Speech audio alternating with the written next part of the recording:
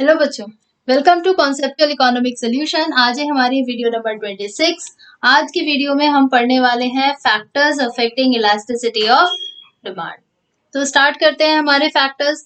अब देखो, ये पॉइंट स्टार्ट करने से पहले मैं आपको बता दूं कि ये फैक्टर्स क्या होते हैं। जैसे कि डिमांड को कुछ डिटर्मिनेंट्स जो थे, कुछ फैक्टर्स थे अफेक्ट कर रहे थे, वैसे ही हमारी इलास्टिसिटी जो होती है, मीन्स कितना हमारे डिमांड में चेंज हो रहा है, इसको भी अफेक्ट करने वाले वो फैक्टर्स होते हैं। क्या क्या फैक्टर्स हैं उसे देखते हैं हम। सबसे पहला फैक्टर है नेचर ऑफ कमोडिटी। मीन्स हमारी कमोडिटी किस नेचर की है, वो लग्जरी गुड्स है, नेसेसिटी है, कंफर्ट है, वो सारी चीजें हम देखते हैं। अगर मान लो कि वो लग्जरी गुड्स है, लग्जरी गुड्स में बहुत सारी चीजें आ जाती हैं, ऑटोमोबाइल्स, ज्वेलरी, ठीक है, हमने पढ़ा था।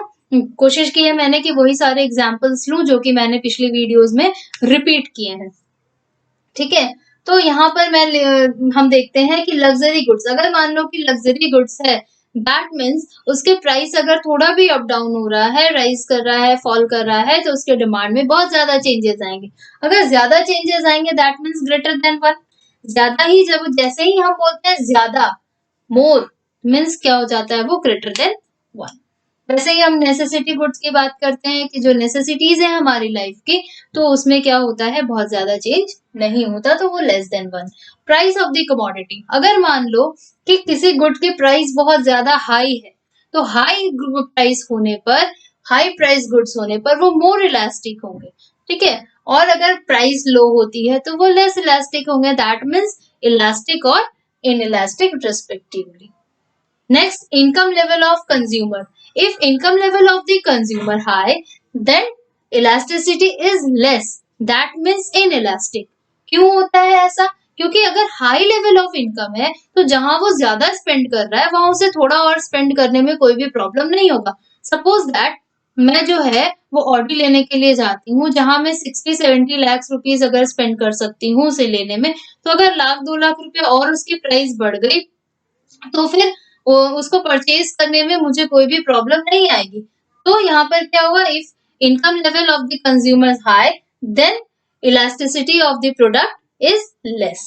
तो यहाँ पर अगर लो इनकम रहेगी तो जस्ट रिवर्स हो जाएगा, उसकी इलास्टिसिटी ज्यादा हो जाएगी। Availability of substitutes. अब देखो यहाँ पर क्या है कि अगर हमारे पास में गुड्स के सब्सटीट्यूट बहुत ज्यादा हैं, मैंने एग्जांपल सेम लिया है सब्सटीट्यूट गुड्स का, T and coffee.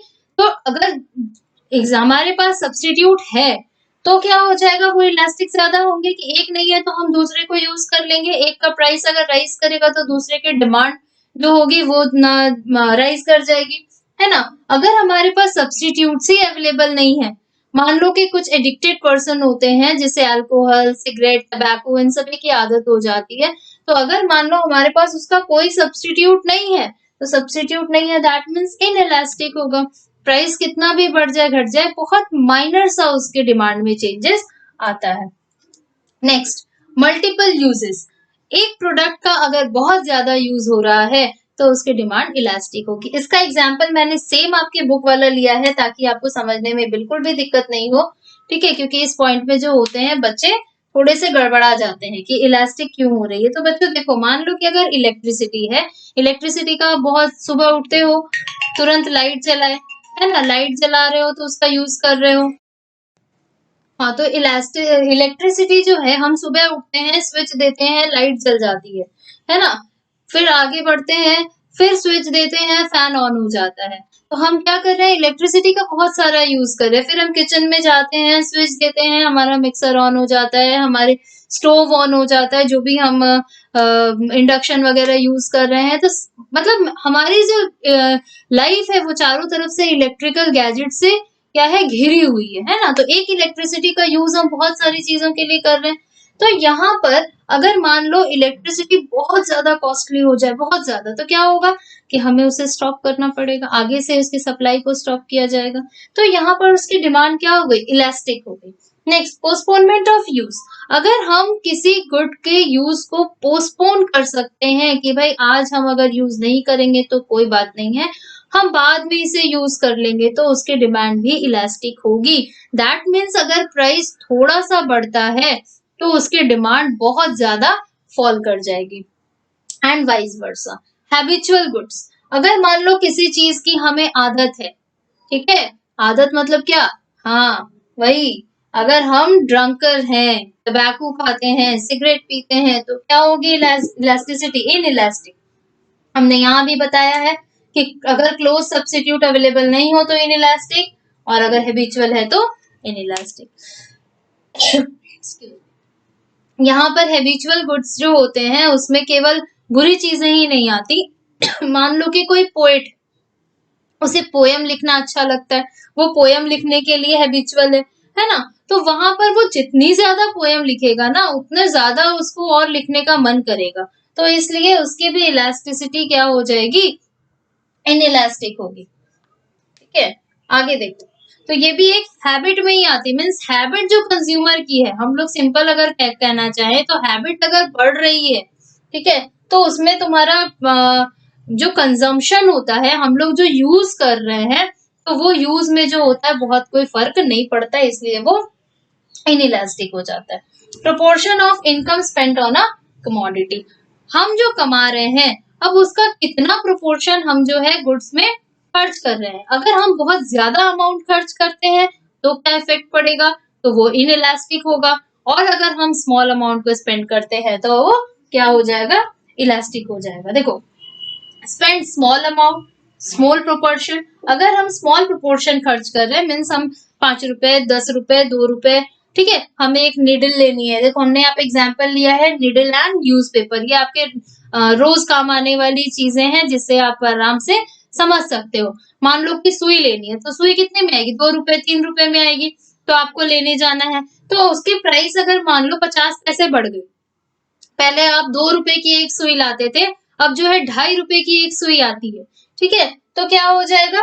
Inelastic demand, क्योंकि उतना जो बढ़ा है तो उससे डिमांड में बहुत कोई फर्क नहीं पड़ता। न्यूज़पेपर, 4 रुपए का न्यूज़पेपर का प्राइस 5 रुपया हो गया, तो न्यूज़पेपर तो पढ़ना नहीं छोड़ेंगे। हाँ, कुछ लोग छोड़ देंगे भाई, जो अफोर्ड नहीं कर सकते, लगेगा कि नहीं मंथली हमें 30 रुपीज और ज्यादा पे करने पड़ेंगे, तो हो सकता है उसमें से 100 लोग अगर ले रहे हैं तो उसमें से 5 लोग बंद कर दें, तो उससे कोई भी फर्क नहीं पड़ता है।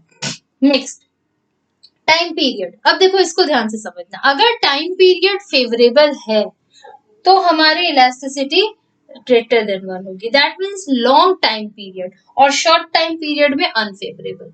मीन्स हम लोग किस ड्यूरेशन के लिए गुड्स का यूज कर रहे हैं वो बताएगा कि हम लोग जो है कहाँ पर इलास्टिसिटी को ग्रेटर देन लेते हैं और कहाँ पर लेस देन लेते हैं। अब यहाँ पर आप लोग को लग रहा होगा ना कि मैम ये तो बहुत ज्यादा कंफ्यूजिंग है, ग्रेटर देन, लेस देन, कहीं ग्रेटर हो रहा है कहीं लेस हो रहा है, ये तो लगता है कि मिक्सअप हो जाएगा कभी, अगर थोड़ा सा अगर हमारा माइंड जो है वो रिलैक्स नहीं हुआ तो मिक्सअप हो जाएगा। तो बच्चों, मिक्सअप नहीं करना है, उसके लिए हम यहाँ पे आपके लिए शॉर्टकट लेकर के आए हैं। देखो, इसको आप एकदम कॉपी कर लोगे।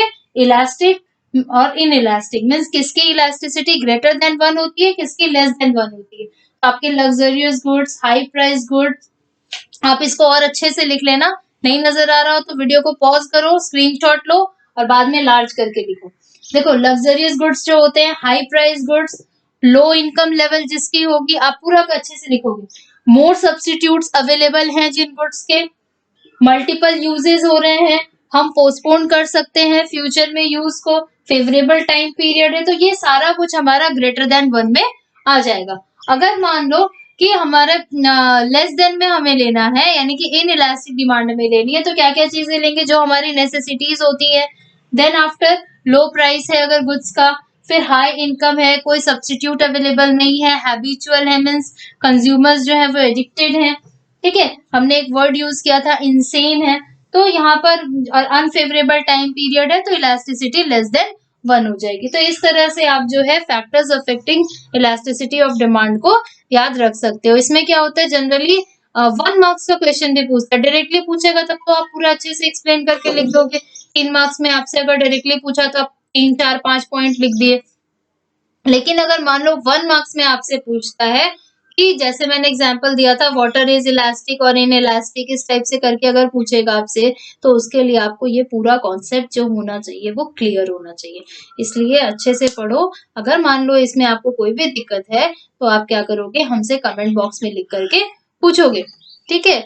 और साथ ही साथ आगे की वीडियोस के लिए क्या करोगे, चैनल्स को सब्सक्राइब कर लोगे, या तो अभी तक आपने कर लिया होगा, हो सकता है कि जो नहीं किए हो तो वो सब्सक्राइब करोगे। बच्चों ज्यादा से ज्यादा वीडियो को शेयर करो ताकि जो है आपके जैसे और भी बच्चों को इसका फायदा मिल सके। साथ ही मैं आपको एक बात आज बता देती हूँ, मैंने अपने पिछले भी कुछ वीडियोस में बताया है कि आपके लिए हमारी बिजनेस स्टडीज की वीडियो भी आई है जिसका नाम है कॉन्सेप्चुअल बिजनेस स्टडीज सोल्यूशन, और इसका लिंक जो है आपको नीचे डिस्क्रिप्शन बॉक्स में मिल जाएगा। तो जाइए वहां से आप बिजनेस स्टडीज की भी क्लासेस करिए। तब तक के लिए bye bye and have a nice day.